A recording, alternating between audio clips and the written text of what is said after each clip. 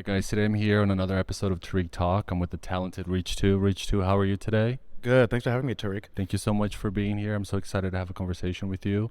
Do you want to start off by telling us your Instagram and website so everybody listening can check out your work as they listen to the Sure. episode? Yeah, let's start with a plug. I love that. So you can find some of my work and also a little bit about who I am at rich2.com. That's just RICHTU.com. And then on social, it's at rich_tu. So don't forget the little line I in love between that. there. That's such a Hollywood name because it could be like a designer, an actor, like anything because it sounds so trendy. You know what I mean? Exactly. Sounds like luxury. I love it. Rich 2. Where did you go? Oh, Rich 2 Hotel. I got this at the Rich 2 store. People always have to say the full name too, Yeah. right to my face. Oh, hey, it's Rich 2. It's Rich 2. It's like James Bond. Yeah. It gives that vibe. There you go. All right. So do you want to start out by telling us a little bit about yourself? Sure. So I'm an artist, designer, creative director, and also an educator as well. So for my day-to-day, I'm an executive creative director and partner at an agency called Sunday Afternoon. And we do a lot of brand identity work, marketing, advertising, a lot of creative work of like all different sorts. And also I teach at the School of Visual Arts in New York City. I teach in the BFA design program. I teach a senior thesis. It's my first year teaching senior thesis. Wow, congrats. Oh, thank you. And also I'm an artist and I do a lot of commissioned works. My most notable work lately is the poster for the FIFA World Cup for New York, New Jersey, and a few other associated projects. I have a little collaboration with the Whitney that's about to come out, as well as, a few other organizations that are all around the world of the World Cup. So it's the gift that keeps on giving right now. Oh, wow. And I have to say, shout out because you're a fellow Scorpio. Oh, Before we yes. started the episode, I saw his tattoo and I was like, oh my God, are you a Scorpio? Because you're so chill for Scorpio. I was like, wow. Oh, chill right now. No, Yeah. Same thing for you. I can say that for you too. Yes, I love that. All right, so you were raised in New Jersey. Do you want to tell us a little bit about your childhood, like growing up here and everything? Yeah, sure. So, raised in New Jersey. My parents are Filipino immigrants, and they came here in the 60s. They spent a lot of time here in America before they even met each other, really. And then they had myself, my sister, and we grew up in South Orange, New Jersey. It was a beautiful area to grow up in. I had a fairly normal upbringing, whatever the word normal means, but it was filled with a lot of creativity. My dad was an architect, and he taught me how to draw. He was the first one that actually showed me how to draw. That was like his early way of bonding with me, which is really cool. Like that architectural style of continuous line drawing. Oh, wow. And that's my earliest learning of a drawing technique, which actually I learned as an actual technique, like the skill of it, once I went to the School of Visual Arts at SVA, where now I teach. I was like, oh, actually, this all goes back, like it has a whole lineage, a proper lineage of capturing life from a continuous line. And my mother was a doctor, so I have a little bit of that left brain, right brain kind of going on. And like when I was a kid, it was, like my days and nights were filled with reading a lot of comic books, watching a lot of movies. I really dug into TV and movies and media. I just consumed all of it. I remember I would tape so many movies off of TV. I'd watch them late at night. I would rent movies like on weekends. I would stay up until 2 or 3 in the morning, just like watching like almost anything. My parents they would kind of give me free reign when it came to what I was watching. So it was kind of cool. And that kind of gave me like this creative spark and this desire to just want to represent the world in front of me in some form or fashion. So, fast forward to college, I went to Rutgers University for communication and psychology originally, and I didn't graduate with a degree in art or design, which I think was what my heart wanted at the time, even though I excelled at those things in elementary school and high school. But after that, I moved to New York City to get my master's degree at the School of Visual Arts. And that's where I studied under Marshall Arisman, who was the head, who's since passed, but who was the chairman of the illustration MFA program there. And he was incredible. He was one of those guys that had, when you see his style, it's unmistakable. He was known for doing the first cover to American Psycho by Bret Eastman Ellis, very famous cover. If you ever watched the show Freaks and Geeks, No, but I'll check it out. Yeah, it's like one season, but a great show. Early careers for a lot of young Hollywood at the time, like Seth Rogen and like all those sorts. But the main character, forget the main character's name, but when he opens up his locker at the beginning of every episode, there's this cover from like the early 80s of Darth Vader on Time magazine, and that was illustrated by my chairman, Marshall Arisman. He was one of those guys that really had a visual stamp Yeah. on visual culture at the time, and he was like incredible to learn from. So I kind of got my start in the creative world there from those I have humble to days in say, Jersey. shout out to Dad, because I feel like you got the hookup, like in terms Oh of drawing yes. and learning like the best techniques. And I love that. I think like the best couples are like, especially for kids, like when they're like academic and artistic. I think that makes like the best parents, especially for you because you got like the best of both worlds. And as a kid, were you always interested in art? Like, you always want to be an artist? Yeah, definitely. I wanted to be a comic book illustrator Oh, originally. nice. Like every weekend, my dad would take me to a hobby shop, like in different ones all over New Jersey. Yeah. And he would collect cards. He was big into collecting cards, like baseball, basketball, football cards, what have you. And I was into comics. So I would, for hours, just be reading on the floor of a comic book shop. Wow. And then I would have my little stack when I went home, and I still read comics like here every now and then too. Like what I love is the dynamicism of the art and also sequential storytelling. Like really storytelling, that's where I got a lot of my storytelling chops. Like on how to do it in a very succinct manner in 22 pages. A lot of that translates into large advertising campaigns, believe it or not. It's funny, I did some running commercials for the brand Hoka. Oh, I love that. Yeah, and they're a great brand. And Yeah. we shot a couple of commercials in South Africa. We shot them in Iceland. And then we were storyboarding. I was working with an amazing storyboard artist. And like a lot of the skills that we pick up as sequential artists is from comics. Yeah. So it all still works today in wow. such an interesting way. And when you say you did those, were you the model and the creative director?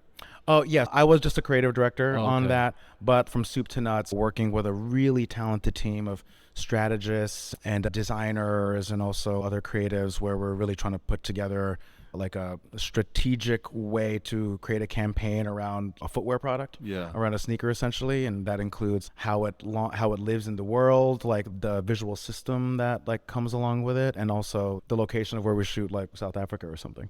Oh, that's so dope. South Africa and Iceland for those projects? Yeah, You yeah. like it? Oh, I loved it. We were in Cape Town for South Africa, and oh my God, so beautiful. We were there in the summer, but it's interesting. The weather would shift. One day it would be cold. We'd be in the mountains, like Yeah. freezing in July.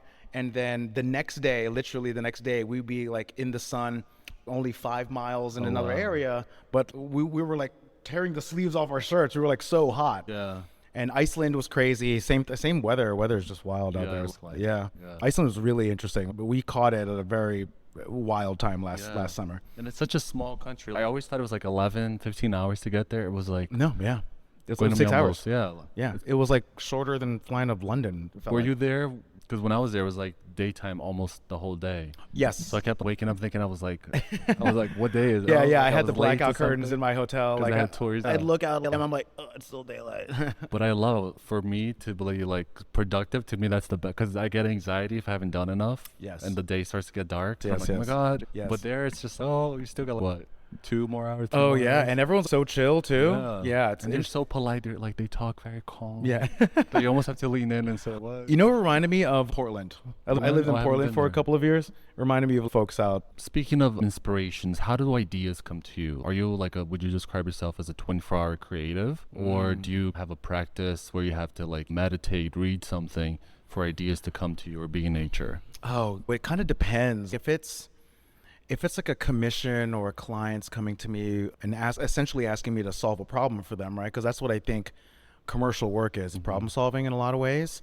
That I find it comes through conversation. I like to investigate the issue at hand, or like really talk it out. Yeah. And I really want to hear like the source of what a client is looking for. And like from there, ideas come. But then if it's for something that is like a personal project or something like that is a personal passion point, then that is like the genesis of an idea comes, and sometimes you just don't know when it's going to come. But like when it does come, then I fixate on it. Yeah. Then I fixate on it, and then that becomes the problem for me to solve, where I just start building an infrastructure around that thing I want to solve. I'll give you for instance, for a couple of years ago, I did an exhibit in Soho called Human Response, and it was an AI inspired exhibit. And when I say AI inspired, like AI was incorporated into it, but it wasn't the full thing. It was in 2023. It was around the death of my father. My father Oh, passed. I'm so sorry. Oh no, that's okay. It was an interesting time in my life. I'm still trying to understand what it's like to be an orphan.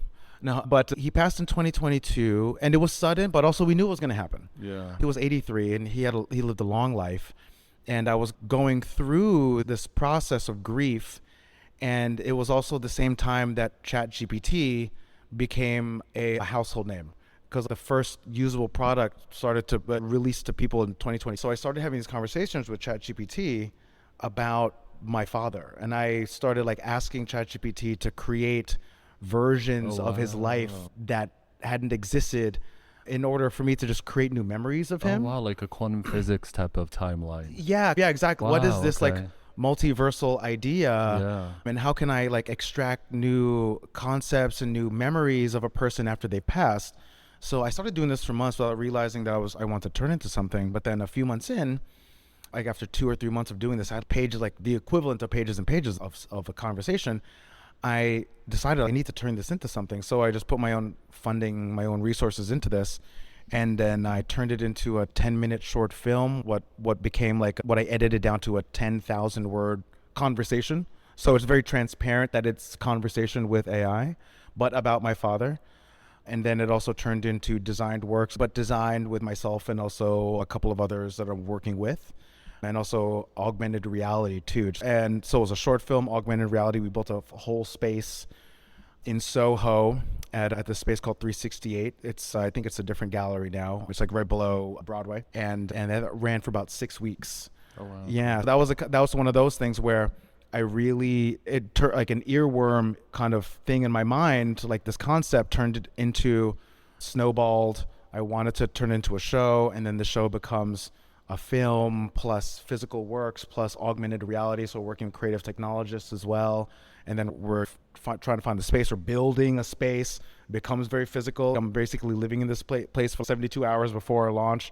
And also, I don't know if you remember this, but in 2023, there was that death cloud that ascended over New York in May. Do you remember what I'm talking Like about? the orange, reddish The cloud. orange Yeah, reddish yeah. cloud that came from, I think, Canadian wildfires or Yeah. something. So we were supposed to open on like a Thursday, I forgot about I think. that.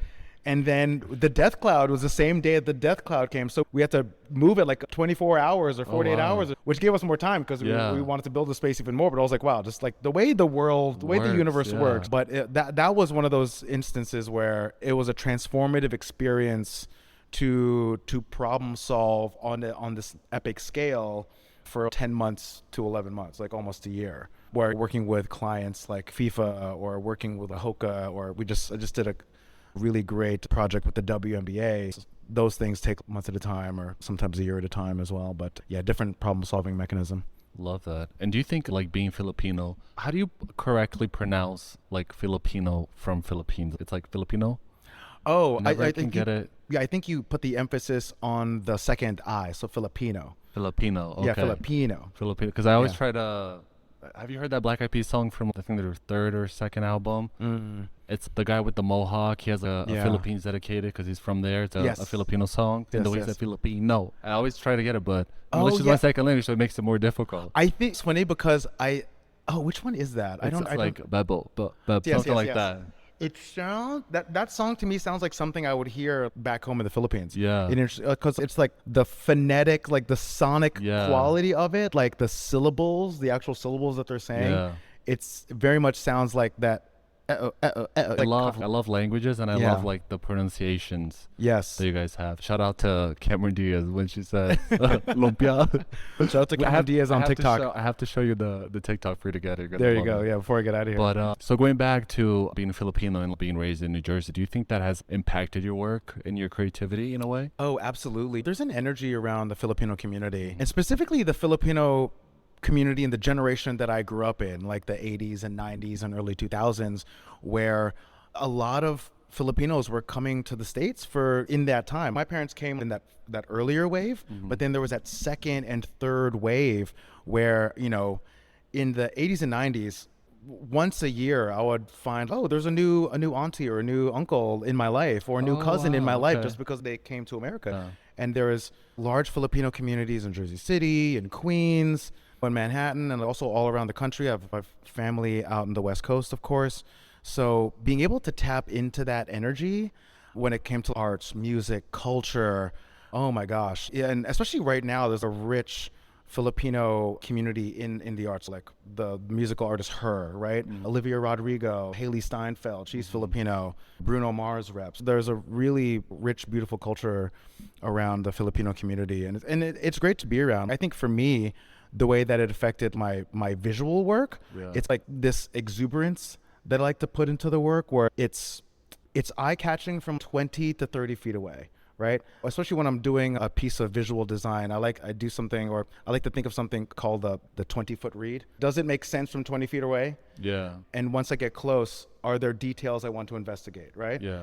And that has to do a lot with composition, with color theory, with general hierarchical layout of elements and general design principles, right? Everything that I teach to my students and stuff. Like when I think about that, I want to have that loudness, like a very boldness, but I care so much about the details and the why of everything, right? So I'm not trying to purposefully insert a cultural reference in there, but in terms of the way something vibrates, let's say, like subconsciously, exactly, like exactly, like the vibration of something. I think that's very in tune with my identity. I love that. You mentioned that you have a project or a collaboration with the Whitney Museum coming up. Do you mind sharing that with us? Oh yeah, sure. It's all because of the World Cup. We're in the midst of the World Cup, and I think it's literally just started today. But yeah, as of this recording, right? It's going to be going on from the next month. Shout out to FIFA. Shout out to FIFA. Great folks over there.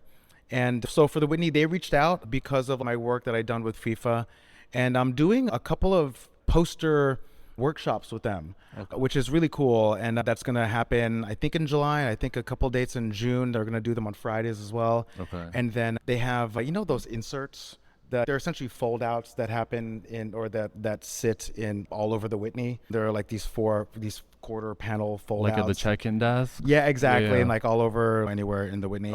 Yeah. I designed one of those, which is really cool. Which is really, it's so wild to design something, create something with the Whitney's branding on it. You know what I mean? And work with the Whitney team. And all it is it shows my simple steps of like how to create a poster, but I really wanted to simplify it for kids and families. And also I get to tell a little bit of my story and just fold out into a poster. And also you can make your own poster with it. And then we've done a version for that as well for the mayor's office. Okay. For Zoran. Zoran wanted one. We did it for his office, and those will be available all over New York City and in public institutions like public libraries and schools. Yeah, that's and so like dope. thank you. It's honestly, it's that's one of so the cool. Is this for the Free Fridays event that they have? It will be a part of Free Fridays, from what I understand. I think they're having workshops then, and then I'm gonna host one or two of them in July. Oh, congrats! Yeah, thank you. And yeah, it's all because of the World Cup, and it's wild thinking about the World Cup, this global event, right? This event that's been happening for almost a century, has a great tradition. And to think that you're a part of this family now, and like my relationship to soccer and my relationship to the game of global football is so different now. Or from now until the day that I die, I feel like I will always be a part of this family. Yeah. In the next 4 years, I'm going to be celebrating the World Cup just as loud as I am now. Yeah, that's so dope. Do you mind telling us, like, how did the poster come to be? Like, how was the reach out? Like, what was your emotion when you first heard it? Like, how exciting was that for you? Oh, yeah, absolutely. So the FIFA World Cup poster was a crazy experience, crazy time in my life. It first entered my world in the beginning of my now friend, Carly Gruenberg, who's part of the host committee for New York and New Jersey for FIFA. She sent me an email and asked me if I was interested in designing the poster for New York and New Jersey. And for those who don't know, the World Cup is happening in 16 cities across North America, 2 in Canada, and I think 3 in Mexico. Yeah. Yes, and the majority happening in the United States. And the finals are here in New York and New Jersey, specifically at MetLife Stadium, right? So there's a bit of weight to this area. And I remember that email came in the first week of January. I'm barely recovering from the new year. And I immediately said yes. Yeah. I'm definitely interested. And we got on a call the next day. It was the host committee, and then also the team from FIFA and from the team in Miami from FIFA. So we just talked about the initiative with all the posters, what was important to them, what resonated with them in terms of the symbolism of the World Cup now, and also what it meant to be happening in New York and New Jersey. And also the unique challenge with this one was that this is the one poster and the one image that had to encompass two places. Every other city had its own dedicated poster, a key visual. There was a lot to unpack in that conversation. So the things that I took away were the Statue of Liberty. It's a global symbol, a national symbol, and also a symbol that sits conveniently between New York and New Jersey. And between us right now. Let's realize that we're talking about. Oh, yeah. And actually, we're looking at her right there. Shout out to Lady Liberty. Exactly. Shout out to Lady Liberty. But also what I love about Lady Liberty is that it's such a symbol for immigrants in this country, you know, and a symbol for, I know sometimes this is hard to think about, but what can be the best of America. Yeah. And I still believe in what the best potential of this country, right? Despite everything that I don't love happening. Yeah. Everything, right? So the Statue of Liberty was like the one thing that felt like, okay, this feels right. And then after that, it became a conversation around what are all the other references and iconography that were going to surround this concept, right? So around the poster, like the main image of the poster is a Liberty torch. And that's also like anatomically correct to the statue. With a slightly adjusted torch, I remember I had to change it slightly just to fit the composition of the panel, or of the frame rather. And then in the center of the torch is a patchwork soccer ball that's meant to represent like the world coming together and converging in New York and New Jersey for the World Cup. And then all the surrounding elements like the florals for the Garden State, or the apple, obviously, for the Big Apple, and all Statue of Liberty's face, and so many other symbols that reference specific locations. But also, like I put in a lot of my personal work is the Sampaguita flower, like some of the florals that reference that, because that's the national flower of the Philippines. Yeah. So I got to put that in there. I didn't see that part. Yeah, Okay. so that's also a reference point in there as well. And what was great about working with FIFA and also working with the host committee was that they were receptive to all of it, and they loved like the initial concepts. We all were aligned on what idea went forward, and after that was just like little tweaks. It's like more of like color placement and specific elements, and it was really a dream. It was a dream client, also a dream launch, because you know some of the posters for the other cities, some of them were not well received, right? And I remember they had a marketing plan of releasing a poster a week, and I remember I was towards the end, so I was seeing like some cities were like, oh, we love this. Some cities were like, ooh, we hate this. So, you know, I start getting nervous, and I don't get nervous. Yeah. I don't get nervous around like my work. I truly feel like work is work, and I'm a professional at what I do.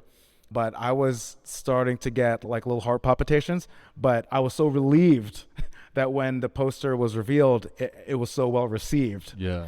That after that, it was a dream. I was like, anything after this is fine. Yeah. No, I have to say yours is definitely one of my favorites. Just like the use of color and the details, the blue. Like it's really, I feel like you got like exactly both states together. Like the representation was really pretty dope. Thank you so much. I appreciate it. You did a really good job. Yeah.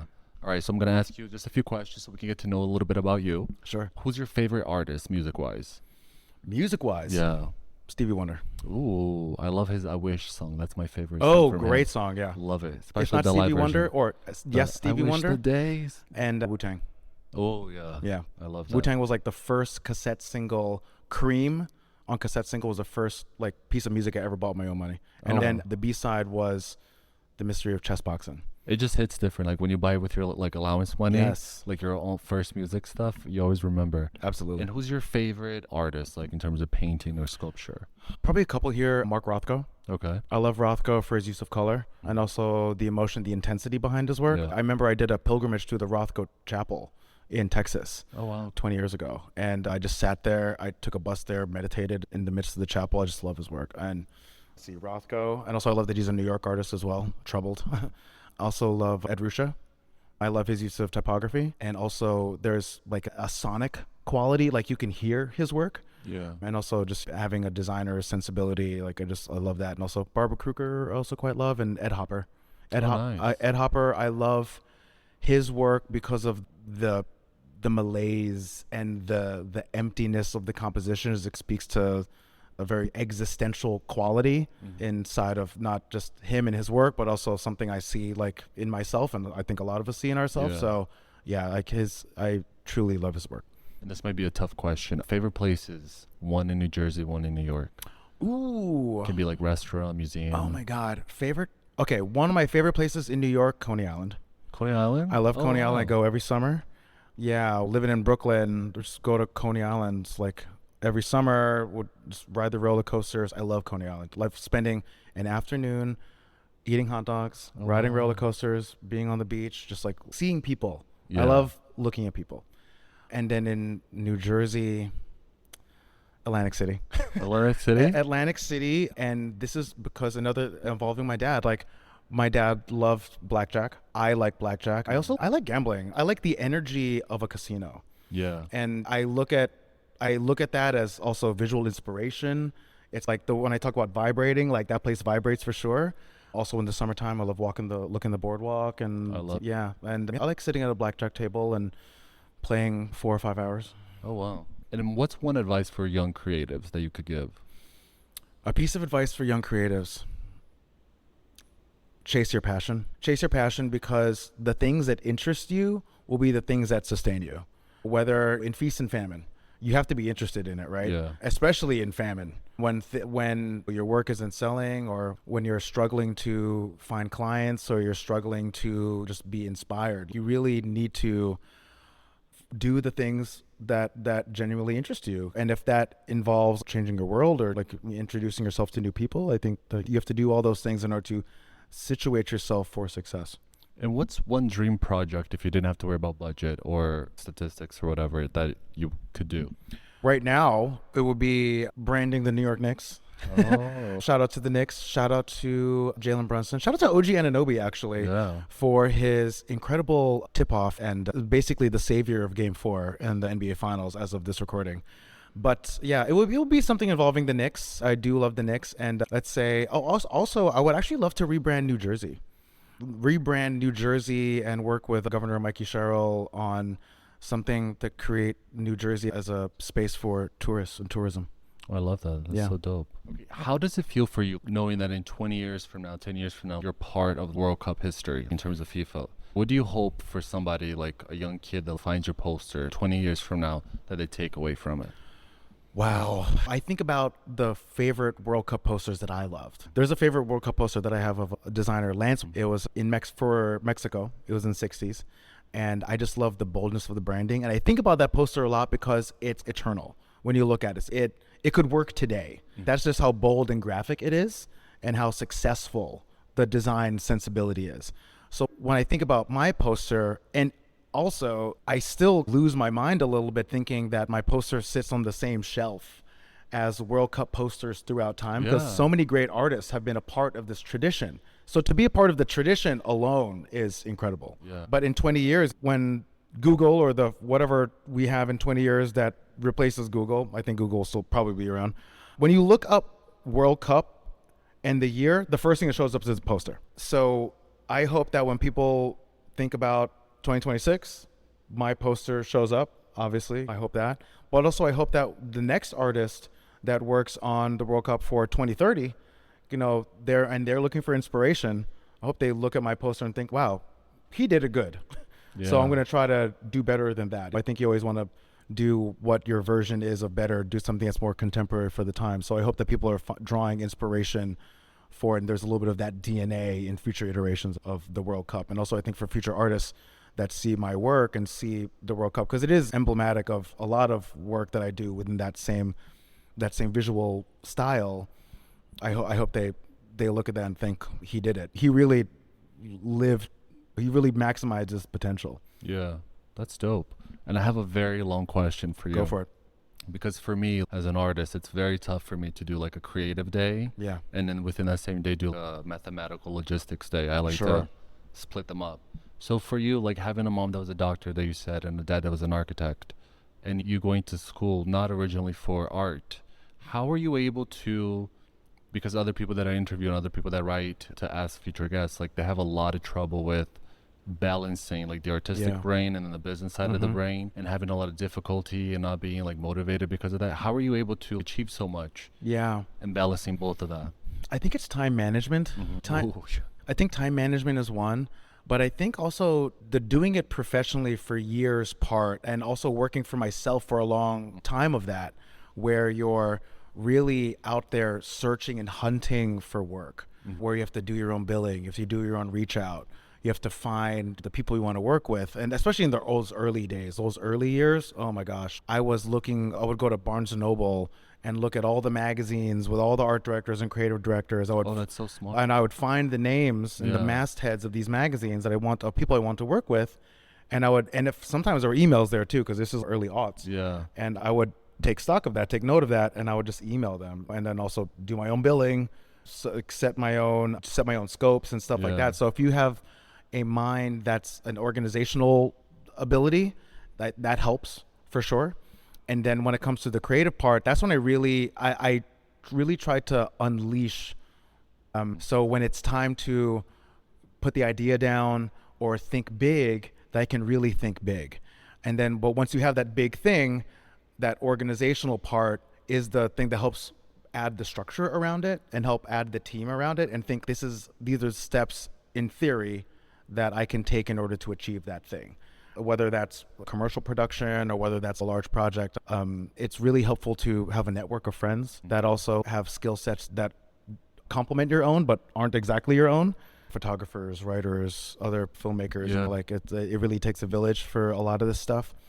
And I know that not everyone can jump back and forth like that, but I do pride myself on having the management, and I do really well with deadlines. So I like people telling me, this is the day to do something, or this is the time to do something. Because if not, I'll just tell myself. I feel like that's a Scorpio thing, because I'm like yes, that too. That's a Scorpio. Like very when I much get a Scorpio deadline, the inspiration hits like 10 times harder. Yes, exactly. And I take it serious. It's like the adrenaline. Yeah. It's truly that. It's 3 espressos in your body, and you're yes, like, feel it. Yes. It's funny because I know we were talking on the way up here. Yeah. In my house, I'm building a gym. And I just decided, because I had a whole lot of boxes and storage, and I moved all that stuff into another area. And over the past week, I've just been every day getting new pieces and then just building things at night, like building benches, building stands. Oh, wow. I'm really excited. I'm getting a squat rack delivered on Monday. I'm gonna build a squat rack. So that's where my head goes. I'm like, if I have to fill the time with something, because otherwise I kind of go a little stir crazy. You get into, right? I get very antsy. I'm always like doing something. Yes.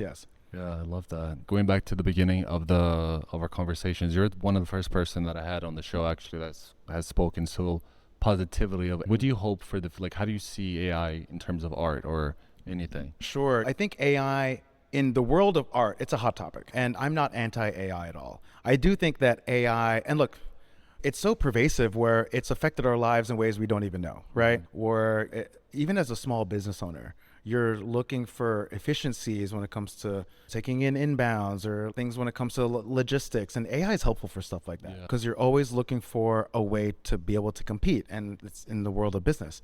I think when it comes to art, I think you have to create your own standard for where you're willing to go, where you're not willing to go. For me, when it comes to something like the FIFA poster, or my work that is my bold, illustrative style, that I have a hard line where I don't use AI for that at all, right? Because I want to give that work as much of the craft and attention and also credibility that I spent years honing, right? So I just have a hard line on that. And I think that's helped me. And I think people appreciate that, especially some of the other artists that I talk to, and even my students, they appreciate that. But when it comes to things like, oh my gosh, like anything like created digitally or anything like in the larger creative world, I think you just have to say, like, are you willing or not willing to incorporate a tool into your world? The reality is that AI is not going to go away. And also every machine, every piece of technology, software and hardware is going to incorporate it in some form or fashion. Right. Where if it's not generative AI, where it's creating imagery or words and storytelling wholesale, it's you're at least using it it's like assistive AI, like something as simple as like in Photoshop. I don't know if you use Photoshop a lot, but in Photoshop, if you ever wanted to clip out a person in a photo, only 2 years ago you would have to clip every dot around a person. But then now there's a tool called Object Select where you can select an entire person and it clips out the entire person for you. Just click once. Saves time. So much time. So much time. That is AI. So are we saying is that there a hard line at that? That's absurd, right? So I think every individual artist, filmmaker, storyteller, I think they just have to have that honest conversation with themselves of, if not now, when? And if never, then how am I going to compete? And I think that's the real existential question. Yeah. I don't think it destroys creativity. I think it can assist creativity within reason. Yeah. I do think that the market or the people receiving creativity, so receiving art, and art in the form of any medium, right? I think we receive it differently once we know it's AI.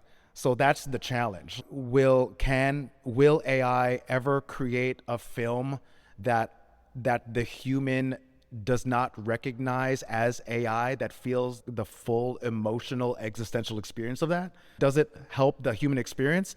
I think that's a precipice that may never happen, right? Yeah. And I hesitate to even say never. Yeah.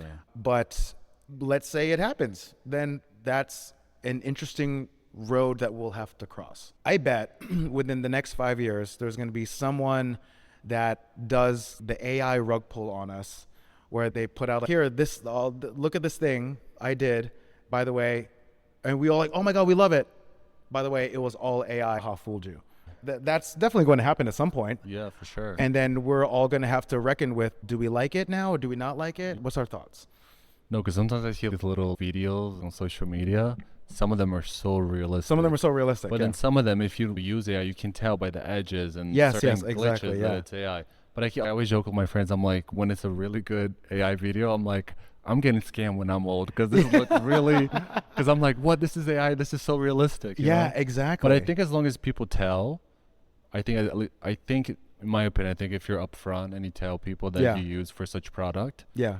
then I think it's business, it's competitive. Yes, But I think absolutely. to hide it and replace, let's say, like, an actual talent with AI and not tell the audience, so I think that's. I think that's ethically wrong. Yeah, definitely. Yeah. And the way we receive AI now is mostly through this. Yeah. It's mostly through our phone. Yeah.